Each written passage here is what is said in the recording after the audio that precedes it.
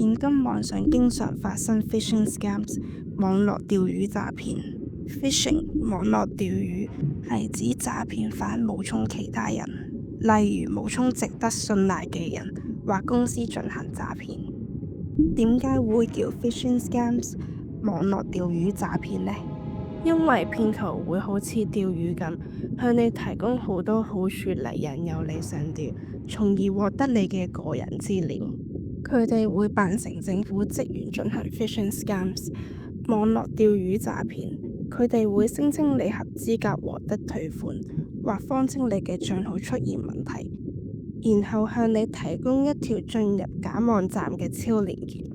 而其中一個常見嘅詐騙方式係製造一個假嘅賣家網站。呢啲假嘅賣家網站會複製真網站嘅設計，例如使用相同嘅政府名稱、標籤同顏色等，令市民難以辨別真假。如果你喺呢啲網站輸入你嘅個人資料，例如賣家帳號密碼，騙徒就會利用你嘅資料登入真正賣家網站，並且進入你已連接嘅服務，然後佢哋就可以利用你嘅名義向政府索取款項，或竊取你本應獲得嘅款項。呢個行為稱為身份盜竊。如果想了解更多資訊，請瀏覽 serviceaustralia.gov.au/scams。